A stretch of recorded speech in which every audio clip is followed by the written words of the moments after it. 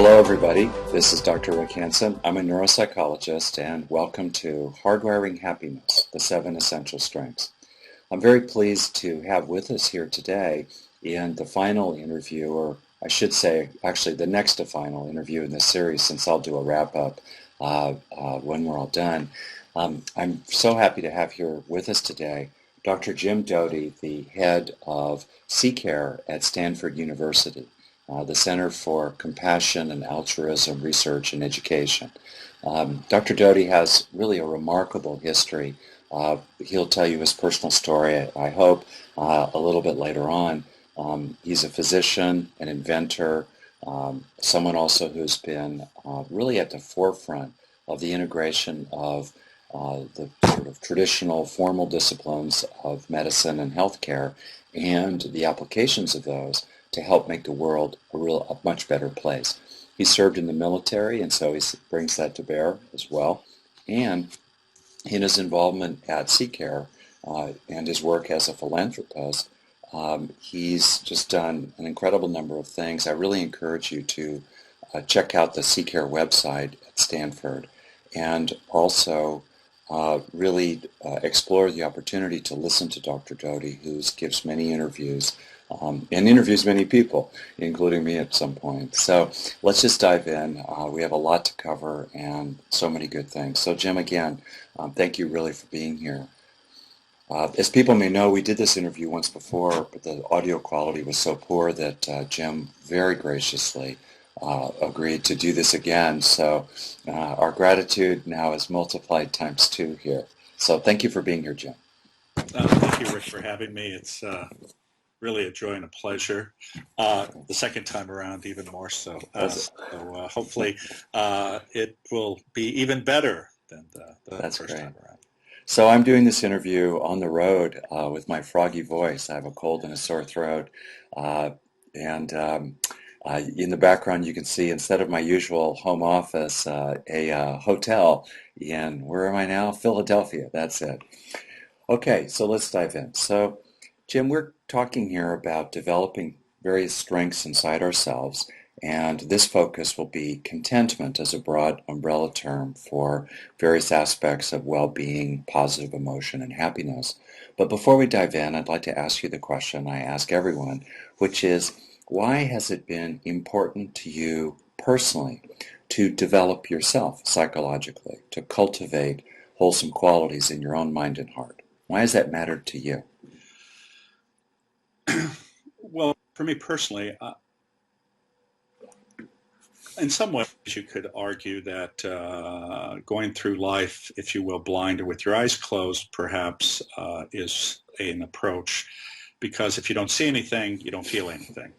But that being said, it's not a way in which I choose to live, because when you don't see anything, you don't have experience, you don't understand or see the world, I think, as it really is. And that world is one in which all of us are forced to live, but it's one with, if you can go through with your eyes open and understand that pretty much everyone has the same desires and aspirations, which ultimately is to be happy and content. It's just the challenge for many of us is how do you get there? Yeah. And I would suggest to you that the best way to get there is to have your eyes open. And it's not to shy away from uncomfortable experiences. It's not to shy away from challenge, because that's how you grow as a human being. That's how you learn lessons, and that's actually how you become more resilient. And the more resilience you have, and the more understanding you have that life is not necessarily one in which it's supposed to always be comfortable and smooth, but life is in fact a journey which has hills and valleys. And it's keeping your eyes open as you travel through those hills and valleys that actually is the most rewarding, and ultimately allows you to realize how fortunate you are, and no matter what's happening to you. That's great. One reason why I wanted to do this interview with you in particular for the theme of contentment is that as a clinical professor of neurosurgery, literally a brain surgeon, although you work with other parts of the nervous system, of course, um, is because you've really seen some of those peaks and valleys. And so with regard to the topic of contentment as an umbrella term, um, how would you define contentment? And then if you could, how do you think of contentment as a strength inside oneself? Uh, for me, and I think what a lot of us, when we use that term, means is that it is an acceptance of the present state without a desire to change it in the context of having a belief that by changing it, it is going to make you more happy. I would suggest to you that ultimately it's not the circumstances or events that are happening that define happiness or contentment. It's your actual perception of where you are in the world and how you see yourself, and it's a framing of the situation than it is a reality of the circumstance. Mm. And why is that a strength? Why would that help people deal with the long and sometimes hard road of life? The challenge for each of us is that, well, first, none of our lives are necessarily ideal. But what happens to some people, and I'm certainly as guilty of it as anyone, is that there's a tendency to either look at others' lives or look at events and have this desire to experience their life or a different situation. And what happens with that is, first of all, the reality is none of us really, unless you're actually in that situation, do you really have a sense of what's really happening, because what may externally appear as something wonderful may in fact not be. And in fact, that's of course where the saying, be careful of what you ask for. In the life of other people, it might look good from the outside, but you don't know what it's like for them on the inside. Exactly. Yeah. And this has been repeatedly shown to me as I've gotten to know people who I've admired for different reasons and somehow think that they have this idealized life. And then I realize that, in fact, I'm quite blessed. And in some ways, it's learning how not to always be looking at what might have been, could have been, or should have been, but what is, and just accepting that without being constantly distracted about these other things. And what happens is when you're able to do that, and some people would use the term living in the present moment, is that suddenly there's this richness of experience. I don't know if you've ever heard this saying where, people have a tendency to eat their food quite quickly and not savor it. But if you consciously, chew for 10, 20 times, there's a richness of that flavor that actually comes out. And that's the reality also of actually savoring this absolute moment, because there's a richness to it that's extraordinary. And then when you're there, then you're not distracted about what might have been or could have been or should have been. Now, because you've been very involved in social justice work, you're a philanthropist. Just before we began this interview, you spoke about coming back from South Africa recently. Just to make it clear, if I understand you correctly, you're not talking about not trying to do what we can to make the world a better place. You're quite engaged in helping to make the world a better place. You're saying that meanwhile, however the world is, it's really a strength to have a kind of shock absorber, as it were, between us and the world, so that we can maintain our own sense of well-being and contentment, given the world as it is, even as we try to help it improve. Am I getting you right? No, absolutely. It's not like putting blinders on and not seeing the suffering and the things that are happening, but it's also recognizing that each of us can do only so much. But being engaged, there's an African myth along the lines of there's a fire in the forest and all the big animals are standing on the outside, the giraffes and the lions and et cetera. And there's this hummingbird who is flying to this lake and getting a beak full of water and dropping on the fire. And everyone says, geez, why are you wasting your time doing that? And the statement is because that's what I can do. Yeah. And so each of us can only so much. So it's not a statement of stand on the sidelines and don't engage. It's a statement of engage as much as possible, but within the limits of what you can do, and not thinking or getting lost. And again, this same delusion, if you will, of, geez, unless I can do everything or I'm some superhuman person, I'm not doing enough. Smiling at a person every day and actually authentically engaging with them. For some people, that's an extraordinary thing and a gift to them. And that's what we sometimes get lost in is to think that even our engagements in the world don't have a lot of meaning, but they have extraordinary meaning when you actually open yourself up to connect with somebody in an authentic way. That's great. That makes me think there of that particular hummingbird. Never underestimate what your particular drops of water might actually do. You've spent a significant amount of time with the Dalai Lama. You've also traveled the world and been in parts of the world where, speaking of external conditions, they're really pretty awful, and yet somehow many people, if not most people there, are able to sustain some sense of contentment and well-being, which is, of course, not a rationale for just countenancing misery in the world, et cetera, but it's an opportunity, as you well know, to learn from those people. So what have you seen are some of the things that people like the Tibetan refugees, the Dalai Lama, or people in poverty around the world can do inside themselves to support their own well-being and the well-being of others, even as they deal with really, really difficult conditions?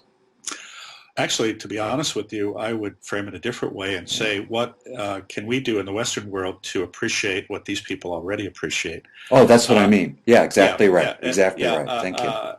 Because, as an example, I mentioned I was just in Cape Town, and I had the privilege of being with Desmond Tutu and spending some time with him, which was really a joy because he's been through so much, yet has this a wonderful sense of contentment and happiness, even though he's had horrible struggles and seen horrible things. But as part of that visit, I also went out to some of the townships where, just outside of Cape Town, there's horrible poverty, people living in shacks. And my statement is not to say that's acceptable or an ideal situation, but that being said, I spent a fair amount of time chatting with some of these people and their children, and they're running around and they're smiling, and on some level they are very happy. And the reason is because although it's extraordinarily humble, there is shelter. Even it's certainly not what either you or I think would like ideally. There's safety. And there's food. Now, yes, are there times when none of those are there? Yes. But that being said, when you talk to many of these people, they're still joyous, they're still happy, they still smile. And it reminds us of how blessed, in fact, we are. What I tell people, in fact, I gave a talk recently to a group of people in Silicon Valley who are obviously affluent, talking about compassion, but the fact that we're even able to engage in that conversation, we're better off than 99.9% of people. One of the challenges, I think, for us, especially in the Western world, is there's a tendency to look up to see what everyone else has and you don't, instead of to look down and say, I am so blessed because there's so many people less fortunate. And again, what we're really talking about is reframing your perception of where you stand in the world. I have mentioned to you, and you're aware that I grew up in poverty, And at one point in my life, I tell people I felt like a leaf being blown by an ill wind because I had no control. I had no, really, my circumstances were such that I didn't know what was going to happen from day to day, and sometimes I didn't eat, and we were evicted from different places. And it's not a pleasant circumstance, but an event occurred in my life that changed that around, and it simply changed. Nothing, my circumstance didn't change, but how I perceived the circumstance changed, and it was transformative. It took me from a sense that I had little to no possibilities to, frankly, having unlimited possibilities. And that simple change in perception fundamentally is why I am here today and have been able to accomplish a number of things that certainly I'm proud of, but I think that also hopefully give people the inspiration that by simply changing their perception, really they can do anything they wish to do. Yeah. Well, please tell us about that event in your life and what you learned from it, how you grew from it. Sure. When I was 13, I was at a particularly difficult period. My father was an alcoholic. My mother was an invalid. She had actually tried to commit suicide a number of times, and we were on public assistance. I had an older brother who was having his own challenges, and so I actually walked into a magic shop during the summer, and the owner wasn't there, but his mother was there. And what happened was, this was a woman who, I don't know if you know the term Earth Mother, but she was this very open, smiling woman. She had sort of, not dreadlocks, but sort of hair like that. She was wearing this flowery dress, and she was a little bit overweight, but she was just this warm presence with this great smile, and she chatted with me. And after about 20 minutes, she said to me, you know, I really like you. And if you come in here every day, I think I could teach you something that could change your life. Mm. And being in a situation where not a lot of people are reaching out saying, geez, I really like you, let's hang out together, I showed up, and I wish I could tell you that I had some insights into what might occur, but I simply showed up because she was nice. Mm. And she was in town for 6 weeks, and during that period of time, she spent about 2 hours a day with me, teaching me a meditation practice combined with the power of positive thinking, if you will, and a visualization technique, and it fundamentally changed how I perceived the world. And that change in perception took me from anger, hostility, again, this idea that life is unfair, to one of acceptance and the reality that life is what it is. It is how we respond to our circumstances, and a recognition that anything is possible. And the choice about that is really your choice. And whether I was able to accomplish what I accomplished at all is really, frankly, irrelevant. If circumstances had turned out that I was simply pumping gas, if I was pumping gas the best that I could pump gas, and every day engaged with people with the sense that I'm perfectly happy doing that, that's perfectly okay too. It's not what you're doing, it's how you're responding to those interactions and that situation. And that really, that woman, it's really changed everything.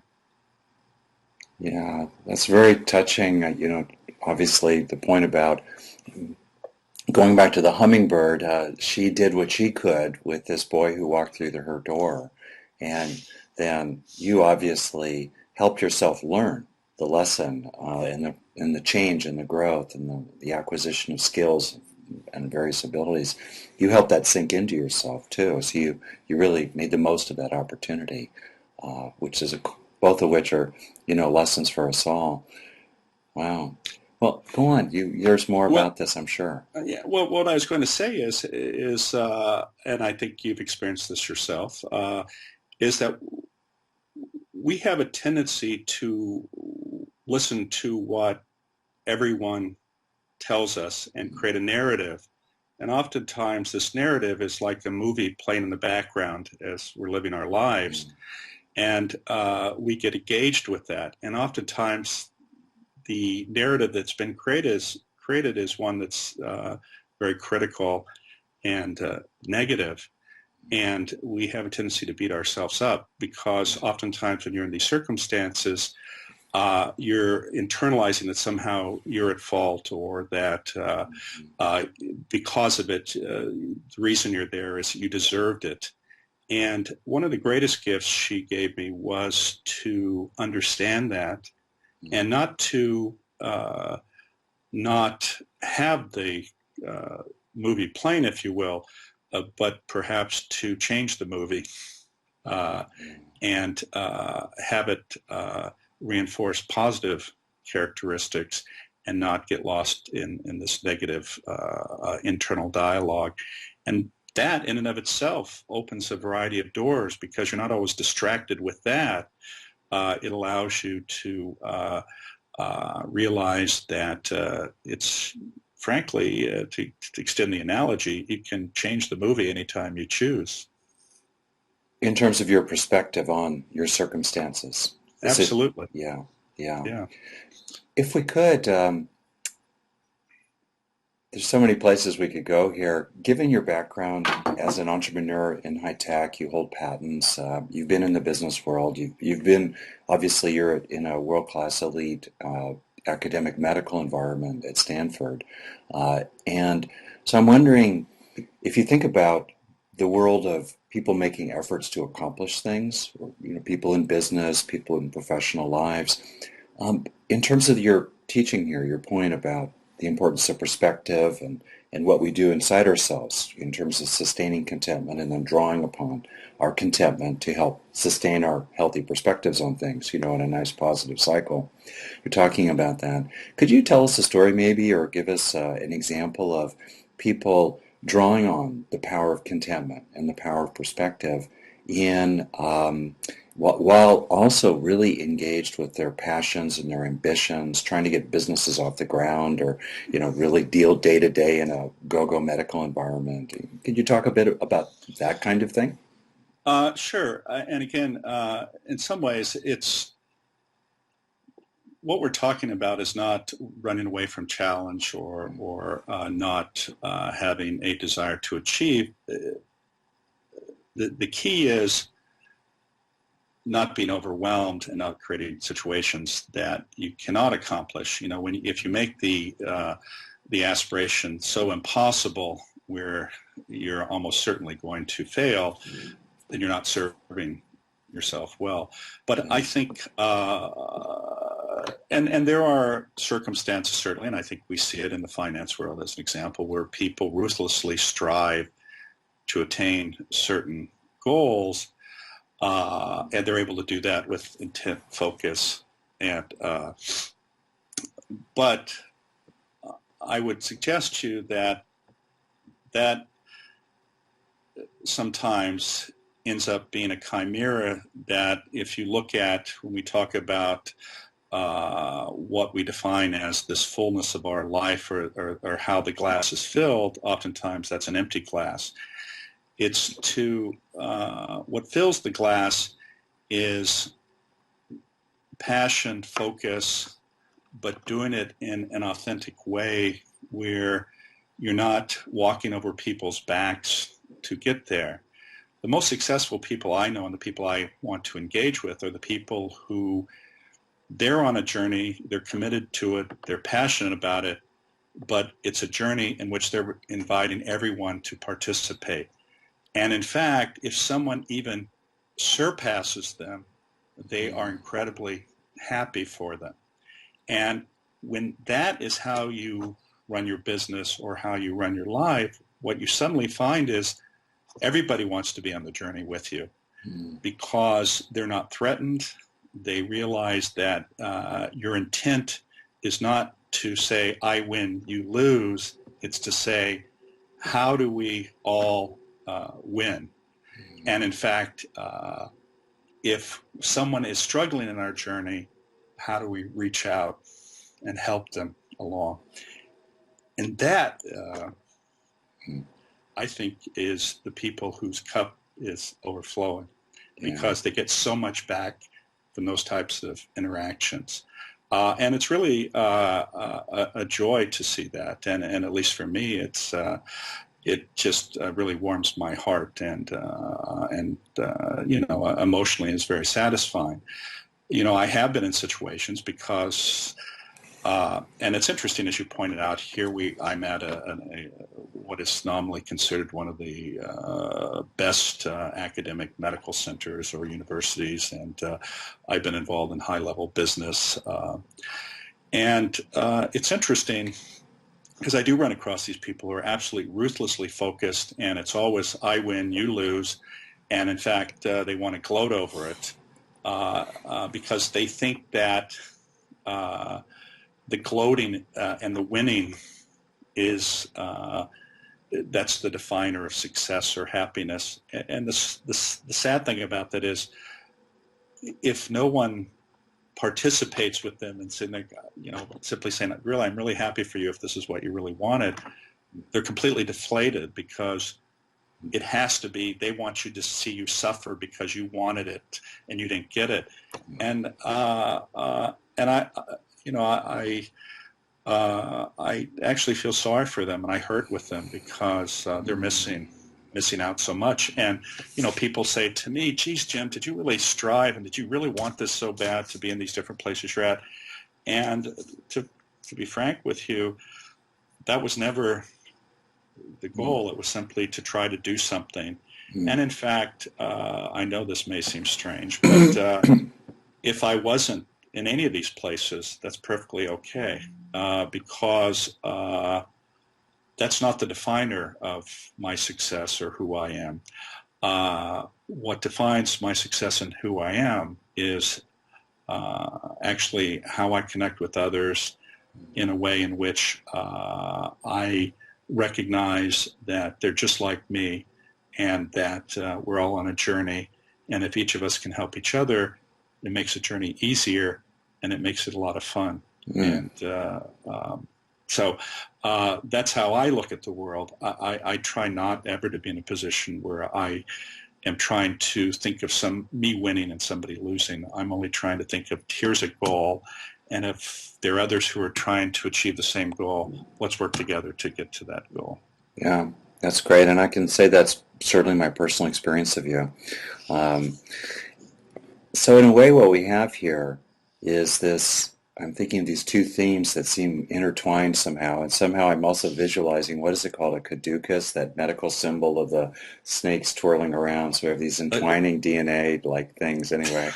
Well, it's funny you say that, because I actually did a paper when I was in med school on this topic, and one is the caduceus of Hermes, and the other is the staff of Aesculapius. And actually... I bet you got an A on those papers, but anyway. Well, here's my point. Yes. Question. So we have this intertwining of two words, let's call them service and contentment, compassion and contentment, and how they work together. And you're talking about that intertwining at scales large and small. Desmond Tutu, Archbishop Desmond Tutu, His Holiness the Dalai Lama, and hummingbirds at another end, and bringing people along with us. And I could see that you were moved emotionally when you talked about bringing other people along. Well, could you share more what you've seen, or your own reflections on how we can, as it were, be of service in ways large and small, without losing our own contentment? People sometimes talk about caregiver burnout, or people, compassion fatigue. What have you seen about people, even if you like, the Dalai Lama, etc., who are able to sustain that generosity of heart while preserving their own contentment, and being able to draw on their own contentment to sustain that generosity of heart? So could you talk about how those two twine together for you? Sure. Well, I think, again, getting back to this hummingbird statement, the key is, I think, one, is yes, there is overwhelming suffering in the world, and if you get lost in, number one, thinking that you're going to relieve all suffering, you're lost. There has to be some degree of boundaries so that you don't get burned out. What happens, I think, oftentimes with caregivers is the people who go into these professions actually have suffered greatly themselves. And because of the nature of their own suffering, they desperately want to try to relieve the suffering of others because they know the pain. And I can personally attest to that. That being said, though, you can't function if you're trying to be everywhere at all times and everything to everybody to stop their suffering, because then you have no identity. And in fact, what you're doing is you're trying to soothe other people's pain in the hopes it's going to relieve your own pain. And really, you have to address your own pain and be comfortable with that and not get lost in that.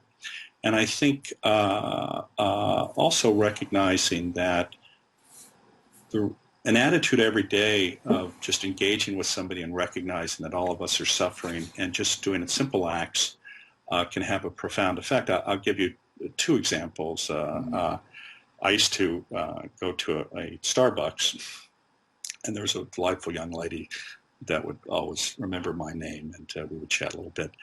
And as I went there more and more over a year or so, I realized in our conversations, even though there were small snippets, that she was a single mother, had a 9-year-old child, but she had an aspiration to go to medical school. And had actually, frankly, failed 2 or 3 times to get into med school. And I said, well, listen, why don't I sit down with you? Let's look at your situation. And look, it took me probably an hour of my time ultimately. And I made some recommendations to her. And in fact, I ended up writing a letter for her. But that simple interaction, she's now in medical school, right? But it costs nothing, really, other than a little bit of time. And listen, I don't know about you, but I frequently waste an hour or two of time, right? So, but here, simply taking the time to learn about somebody, and here I had a unique position to possibly be a benefit, and it had a huge impact on her. There's another young man, actually, I can just give you another simple story of an extraordinarily bright kid who was actually working at Google as a massage therapist, but was very interested in this area of that we're talking about. And I actually, and he didn't have an undergraduate degree, had been going to school part-time in neuroscience. And I actually hired him as our first program coordinator. Now, here at Stanford, without even a degree, now you can imagine what it took for me to make that happen. But this kid ultimately finished his degree, and he's now in a neuroscience PhD program at Princeton. But again, look, frankly, to be bluntly honest, he was actually more of a help than I think I was. But these little interactions, and I know these are potentially extreme examples of having an impact on somebody, and I'm not saying this to give myself accolades, but I'm saying there are tons of people out there, and each of us have unique abilities to positively impact them if we just take the time to look at them as people, not as, oh, this person's a barista at Starbucks, give me my coffee, but to sort of look at them as a human being and to engage with them. And every time we do that, it's like this incredible explosion of like, wow, if I just took the time to learn a little bit about you, every person is unique, every person is amazing. It's just giving them a little water to nurture their growth. And when you do that, at least I have been constantly, extraordinarily amazed. And it's nurturing to me, in some ways, again, it's a selfish thing because, and I think the Dalai Lama has said this, when you, it's one of the few times you can be selfish, because when you're compassionate and care about other people, it comes back to you to make you happy. And when you're happy, and fundamentally I would tell you, happiness is serving others. Happiness is seeing others blossom. Happiness is when you can sit there and say, geez, look at the impacts that I've had just today, whether it was saying hello to somebody, whether it was an opening a door. and these are they come back to you so much. And if you have those interactions every day, how could you not be content? Because look at the effect you're having. And this is what sometimes people forget, is that no matter your circumstance, you can have a profound, profound, profound impact on someone every day. And it costs you nothing, to make a phone call, to write a letter, to open a door, to give a tip when you see somebody really needs something. It's incredible. I'll tell you a real quick story, if I can bore you for a few more minutes. I'm riveted, honestly. Yeah. I was in a situation where I had made a donation to a charity which actually was misused, and I was so upset that I actually sued them. And my wife said, geez, why are you doing this? You've given this money away, now you're spending more money. I said, no, this is a principle. I will not let this go. But anyway, it was an unpleasant experience involving lawyers and things. And after a long morning with lawyers, I was walking to lunch, and it was sort of, in an inner city area. And I was walking by a gas station, and I was tapped on the shoulder by a black youth. And I tell you that because while some of us may deny we have prejudice, we do have prejudice. And of course, here's a young man, and I immediately and he's asking for money. And he says to me, sir, my car broke down, and I don't have any, we ran out of gas. I don't have any money for gas, and, I'm with my mother, and could you help me? And I look around, I don't see a mother. I'm in this sort of bad area of town, and I'm already beating myself up because I said, this thing with these lawyers, and I'm spending money on this, and I'm going, am I just a complete fool? I've given this money away and was essentially used here, and now I have this young man coming to me, and I'm a fool again because he wants money, and I'm probably going to give it to him. So I thought about all this process really quickly, and I thought about this, and I still went into my pocket and I gave him some money. Yeah. And I went on, and so as soon as I leave that interaction, I'm beating myself up again because I go, I'm really a fool now. I'm just giving more money away, and this kid's probably going to use it for drugs. And I was at actually an outdoor cafe, sitting there after this, thinking, running this through my head. And I said, do I just have such a distorted worldview that, it's like this idiot who goes around? And so as I'm beating myself up, I feel a tap on my shoulder. And I turn around, and there's this young man. He says, I want to thank you so much. And I was so impressed with your kindness. I wanted to introduce you to my mother. And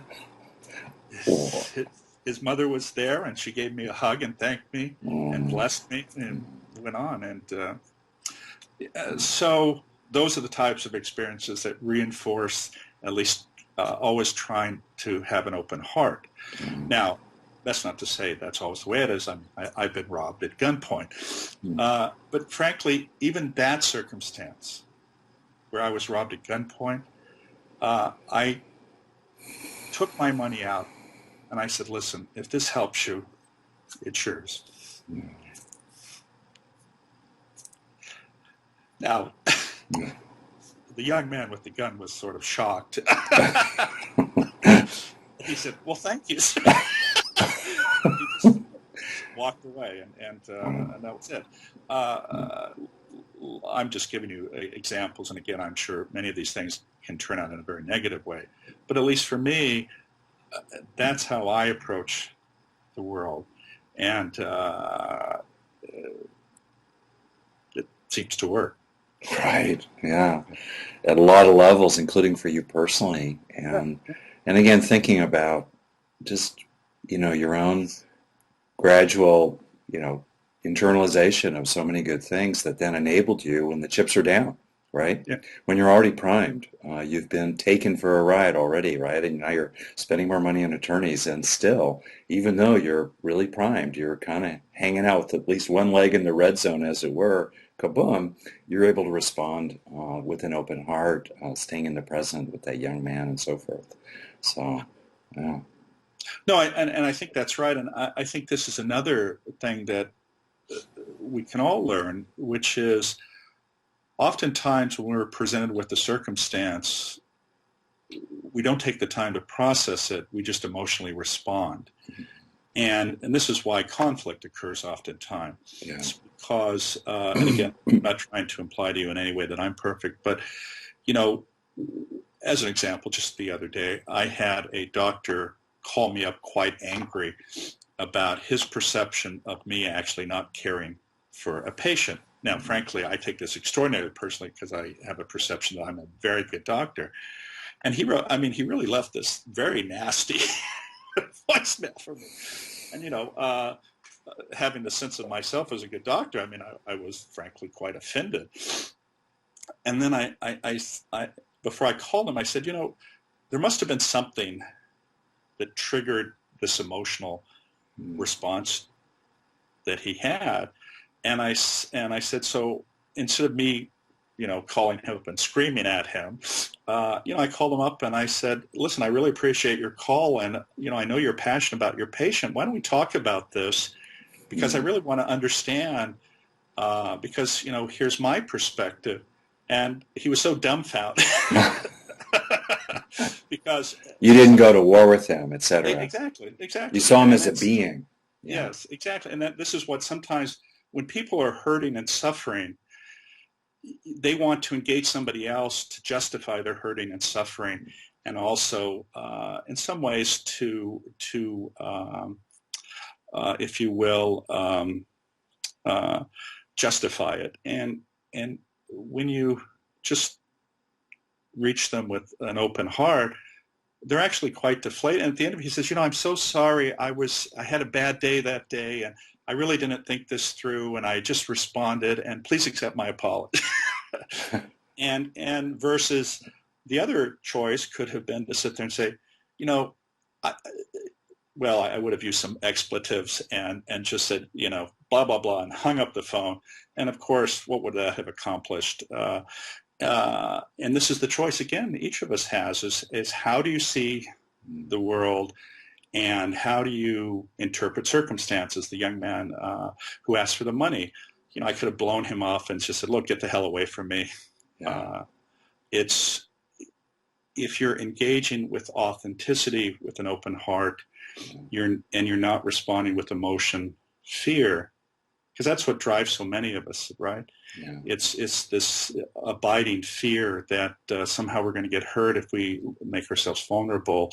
I have to protect myself, and yes, on some perhaps level that's true, but if you do that every day in every interaction, you cannot personally grow, and you cannot be content if you constantly have fear.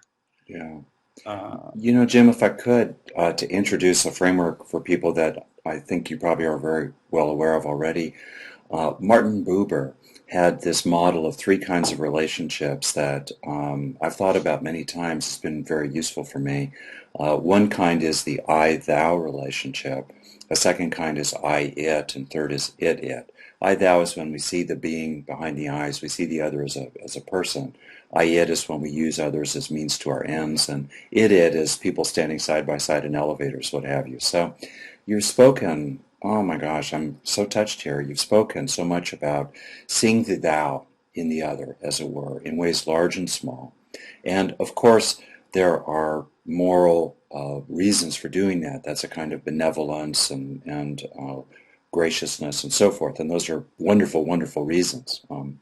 In addition to that kind of reason for seeing the other as a thou to my eye, you've also implied a fair amount of the ways in which relating to others in that way, while protecting one's own needs and so forth, has served your own contentment. Clearly, just the way you are here, it has filled your heart, and it has served you and helped you. And it's kept you out of trouble, too, in some ways, to see others as thous. So I wondered if you could talk more about how relating to others as thou, as it were, has served you personally and can serve other people, including in ways that it grows contentment inside us.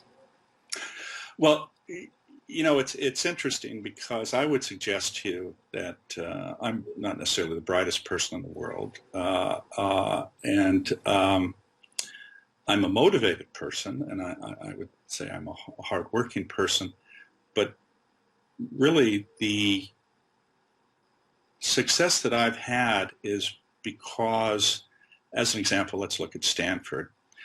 When I engage there, my engagement is not, again, this idea of I have to win.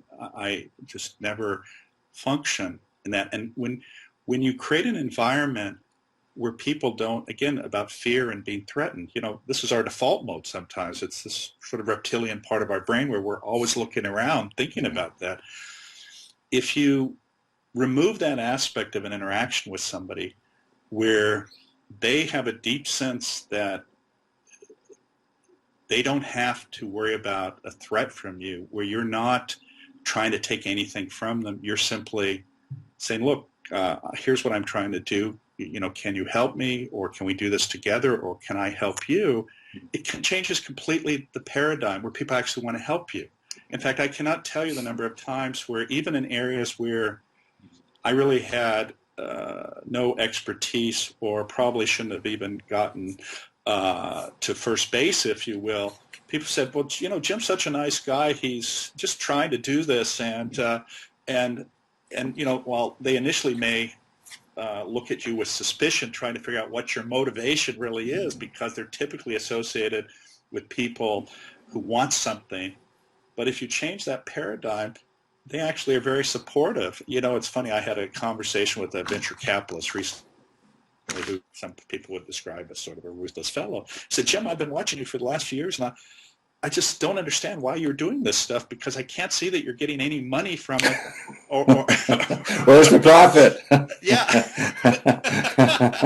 and it's funny because I burst into laughter. And here's a guy who's worth probably $500 million, and he doesn't give anything to anybody.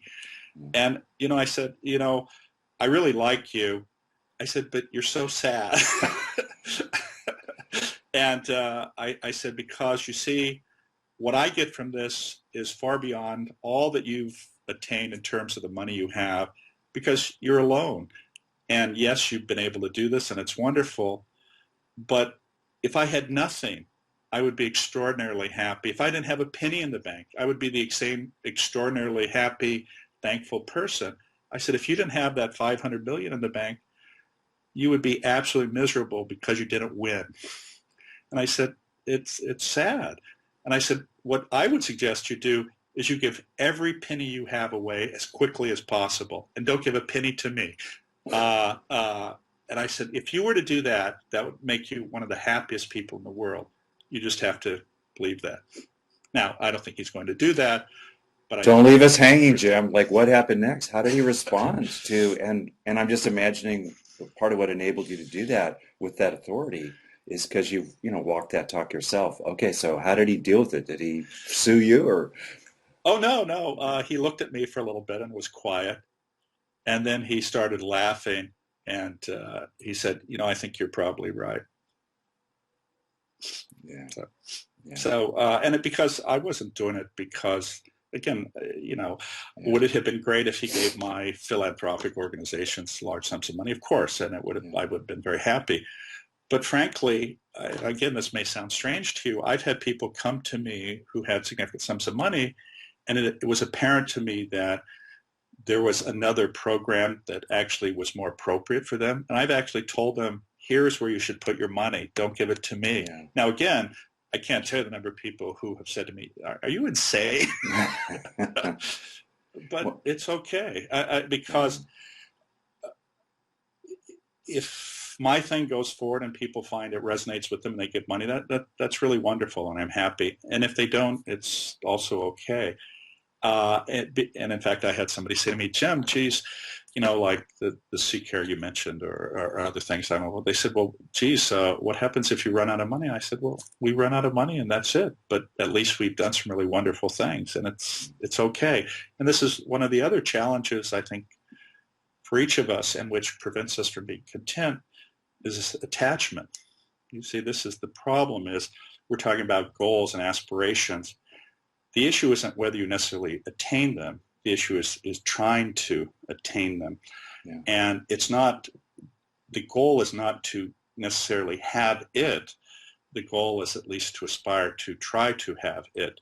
And if you don't, it's wonderful, because it's not necessarily, apparently wasn't meant to be. And just like if, let's say as an example, and other things that I'm involved with don't happen, I just am not attached to that, because I did the best I could. It was a wonderful experience. I met interesting people along the way and have been extraordinarily blessed. And it's all okay. But that takes some time to grow. get to that. Yeah. If I could, we have about 10 more minutes, and unfortunately, and I hope you'll come talk with me again sometime in this format, because you have so much to offer to people. If I could, I want to underline it and emphasize a key point you made in passing there. Seeing others as thou, as it were, does not mean we waive our rights. You saw that person with $500 million as a thou, and you spoke very directly, and you took care of yourself, you named it, you spoke truth to power, you didn't have to hold back. Sometimes I think we think that seeing others as thous means we have to walk on eggshells, and if anything, seeing him as a thou gave you a kind of authority that let you speak really freely and strongly. So I want to just emphasize that point. No, I think that's actually quite true. And this is, I think, is also one of the challenges, is to be comfortable enough with yourself that you're able to have those types of interaction, because it gets to this other issue. We talked a little bit about attachment. One is an attachment to how people feel about you and think about you. And I think all of us have been at that point, and probably all of us on some level still have it. But, I say to people, I appreciate that somebody may have a disagreement, or in fact, frankly, dislike me. I'm a big guy. I have a presence. I'm fairly forthright. And, for some people, that's intimidating and makes them feel a little uncomfortable. And I recognize that. And it's okay. And I've had some people come and be very frank with me about certain things that I've done, which, frankly, I probably didn't live up to my highest ideals either. And in fact, it's funny, one of my benefactors had a conversation, said, I talked to somebody and they said this about you. And I said, well, actually, I think they were probably right. But the statement he said was that this person said was, Jim, you're forceful. I said, well, if you are direct, you can be perceived as saying, okay. But my point is, again, it's getting back to having an emotional response to what you think people are going to think about you. Because if you can do it with authenticity and you're not making up a story, or you're not being forthright, generally speaking, people respond okay. It's when you're trying to obfuscate an issue, or you're trying to do a strategy that's not honest, is frequently where you get into trouble. But again, it takes a presence that takes some time to manifest, where you feel comfortable being in that position. Because plus, again, and I've had people say this, and I think they're probably right. They go, well, geez, Jim, you've done this and this and this and this. Well, this gives you some authority, or because of that, people aren't going to step on you. And I obviously appreciate that as well, because, if you're in a situation, as an example, where you're a low-level employee and you have a very forceful, or unpleasant or unkind boss, and you need this job to feed your family, I would not suggest you go up and say, you're the biggest in the world. Right. And, so you have to keep this into some context. That being said, it doesn't necessarily mean that you should accept being stepped on. All of us have to accept the reality of our existence and the parameters that are necessary for our own, even at a low level. If we look at Maslow's hierarchy, you can't self-actualize if you don't have shelter, security, and food, right? So those are realities. Right. certainly a factor of contentment is taking care of yourself and being on your own side and doing the best you can, obviously, to take care of your own needs. I'd like to get in two questions before we end here, and these are two questions I ask everybody. So the first of these is, if you could, you've already been very personal, I don't need to get that part in. If you could, can you talk a bit about a strength you are cultivating in yourself these days? Kind of concretely, a growing edge for yourself, some area where you're helping yourself learn and grow. Well, I would suggest to you, and I mentioned a little bit of this earlier, when you grow up in a circumstance such as I have, and you have suffered, and I'm not trying to imply that my suffering is somehow greater than someone else's, I'm just telling you my own situation. There's a tendency to sometimes overextend and try to do too much to help others. And so it's this whole issue of boundaries and not take as much care, self-care. Mm-hmm. And I would suggest that I'm certainly guilty of that. And it's something that I'm working on and trying to gain further insights into and develop tools for myself that allow me to self-care. Because, again, as you well know, and as we talked about, if you don't care for yourself, it's really hard to care for others. So one of the things that I'm working on is actually to be a little bit more selfish about my own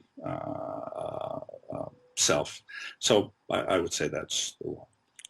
That is so interesting that you're naming self-nurturance or taking care of yourself as an area of personal growth. And I love the fact that you're, in effect, giving people permission to regard, filling their own cup up as an area where they can, grow more into, obviously. I think that's just great.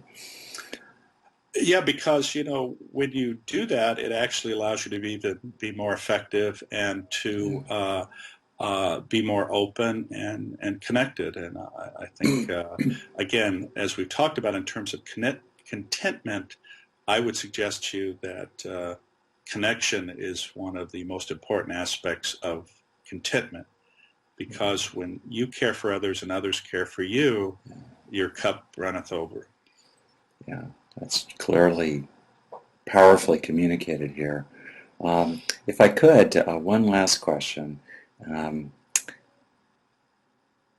Well, actually, I want to slip in another one because you just said something so great right there that I just really want to pick up on. So sometimes there's this notion that if we are connected to other people and doing what we can to help things go better and we feel connected to them, that somehow that's at odds with accepting the way it is. It's sort of either or. Either you accept it the way it is and you don't do anything, or you're striving to change things for the better, but then you're discontent in order to make things for better. So how do you hold that balance, if I could ask you yourself, especially in relationships with others, including bringing it really down to earth, into like family life or friendships or marriages or other long-term partnerships of one kind or another? How can we, what have you seen about, being contented in your very connected, intimately connected relationship while simultaneously doing what you can appropriately to improve that relationship in some, authentic and appropriate way? Yeah, I think that's an excellent question because it's interesting. I can't remember the cartoon movie it was, but it gave an example of what happens when everyone has everything. And in fact, it was also brought up in The Matrix. I don't know if you recall that, where Mr. Smith?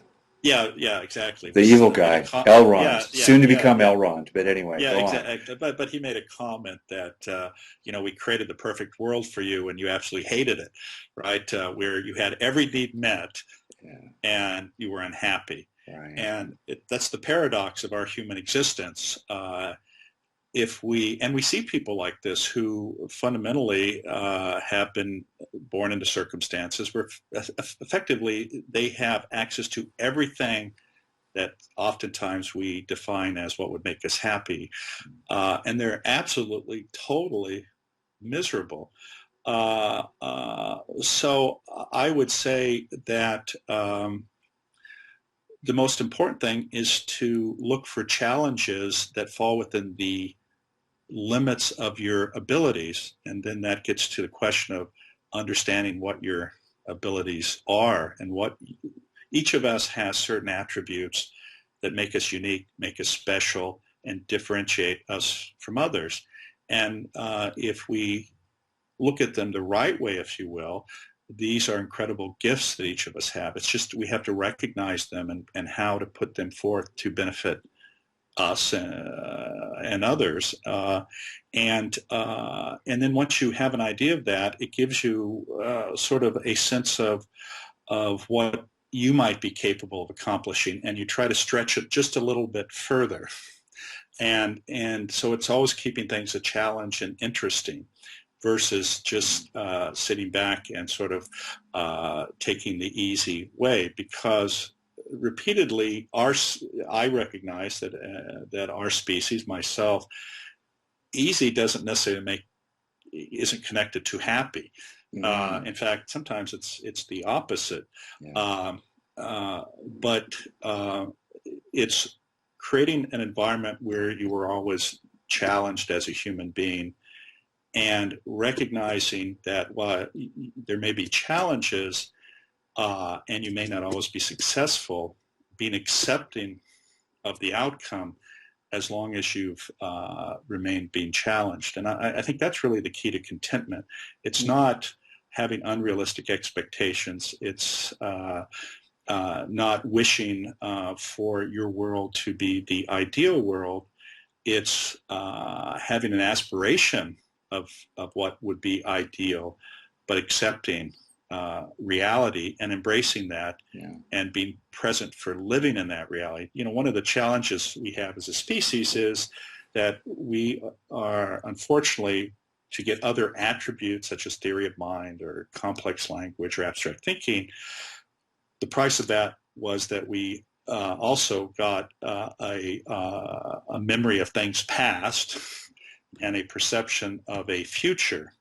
And both of those things actually work against us because it stops us from being present. If you were present like let's say an animal on the savannah in Africa, you're right there because that's all there is. There is no future, there's no past, it's right there. As human beings, the burden we have is this memory of a past, which then translates into things that should have, could have, wished I had done, and this perception of a future, which actually is one of uncertainty, and for some people creates anxiety. And this idea of when you're looking to the future and you're creating this ideal world, but it's not there, and you then create all this angst about it, which then translates into memory of what you define as failure. This is these burdens you're carrying. It's being able to sit with both of those, but be absolutely here now and connected to that interaction you're having. And if you can do that, these other things are not even there anymore. And this is how this sense of contentment comes out, because you're not lost in these two other things. As I've been listening to you here, I think it's striking to apply these ideas into an intimate relationship, or an important or otherwise significant relationship. And it's just quite profound, actually, to think about the application of these ideas into these very concrete and high impact relationships that we have. Well, if I could, the last question, and we just have a few minutes here, unfortunately, it's a question I ask everybody. Looking out at the world, you've seen a lot of it, you've lived a lot of it at so many levels. You've lived it yourself and seen it. If there were one thing that you could nominate for some critical mass of human beings to do, some tipping point number. For me, I think loosely of 1 billion brains. Maybe it's 2 billion, but I think it's about that level. But if there were one thing that you could nominate for people or encourage people to do for 5 minutes or less each day? A kind of practice or an activity or an anything. 5 minutes or less a day. What would you suggest? You know, it's interesting. I gave a talk to a group of medical students. They were just about to start medical school at something called their white coat ceremony. And this is where they're given a white coat. They take the oath of Hippocrates or a similar type of oath. And then they typically there's a inspirational speaker who epitomizes the highest ideals of medicine. And I was honored to be chosen to be that speaker 1 year at my medical school. And one aspect of that was I told these students that, you know, to remember things, we use mnemonics, and they can be very helpful to remember complex parts of the anatomy. And I said, but I use a mnemonic to set me in the right frame of mind every day, not only as a physician, but as a human being. And I actually, with intent, every day, at least once a day, go through this mnemonic. And it is a part of the alphabet. And it is C through L. And I will share that with you very quickly. C is compassion for self and others. Recognizing, as we talked about, that unless you can care for yourself and let yourself off the hook and be kind to yourself, it's hard to be kind to others. D is recognizing the dignity of every human being. That we have a shared humanity, and there is no difference between you and the thou, if you will. We all want the same thing, and we're all living in this world. E is this idea of equanimity. You know, there's a tendency to, if we've had a wonderful experience or some incredible success, to want to hold on to that. And of course, that's not possible, because the nature of life is you have ups and you have downs. And it's recognizing this reality that if you're up, there's going to be a down, and if you're down, there's invariably an up, and being accepting of that and not get lost in the emotions that either of these have, because when you try to attach to that, you're ultimately always disappointed one way or another. And then F is for forgiveness, because not only have probably each of us done wrong to someone, certainly each of us has experienced that. And if you do not forgive people who have wronged you, people use the analogy of you're swallowing poison, somehow thinking it's going to poison the other person, and it never works that way. Forgiveness is one of the greatest gifts you can give, because it allows you to not be lost. Again, we were talking about memory and holding these things about what could have happened or should have happened, and just let it go. Because when you let it go, it allows for personal growth of the other person and allows for your own growth. And then gratitude, as we were talking about, there's so many of us have a tendency to look at others and say, God, they have so much and their life is so great, instead of sort of looking and saying, I am so blessed compared to so many people, and I am thankful for that. And then H is humility, and I can tell you as a neurosurgeon, that's probably the hardest. But you know, humility in the sense that when you connect with another person, you know, there's a tendency, you know, obviously I, in the various positions I've had, could be sort of viewed as at the top of a pyramid. Looking eye to eye with somebody, not looking from up to down, that is the fundamental key to connection with another person. You know, when people feel you're looking down at them and that they are somehow inferior to you, it creates all sorts of negative emotions and responses. When you can look somebody to eye and they know you're looking at them as an equal, this is an incredible gift you can give to yourself and to others, because they embrace you then, because they're not threatened and they're not humiliated, and you've given them their dignity. And then, of course, integrity, you know, personal integrity about how you live in this world. And then justice in the context of social justice, recognizing each of us who are blessed with so much have a fundamental responsibility to our fellow man. And then K is kindness, which is, of course, is the active aspect of compassion. And at the end of the thing, all of this is contained by love. Touched my heart. Thank you so much, Jim. Sure. Really beautiful. And I happen to know that a very rare event occurred after you gave that talk, and you received a standing ovation, very deservedly. So there's a standing ovation in me right now for you. All right. Bows to you as well. So thank you again. We'll be wrapping up here, and I encourage people to explore CCARE at Stanford University, which in so many ways is a radiating, a rippling of Jim's big heart and big mind as well. And to you, Jim, thank you very much for taking the time with us here. Quite a service for you to do that, including a second time around and at 7 in the morning for you on the West Coast. So bye everybody, and I encourage you all to check out the final installment in this interview series. I'll be wrapping it up with quick summaries of key points from me, at least key takeaways from people that I've just had the fantastic good fortune to interview. So again, Dr. Jim Doty, Stanford, thank you so much for being with us here today.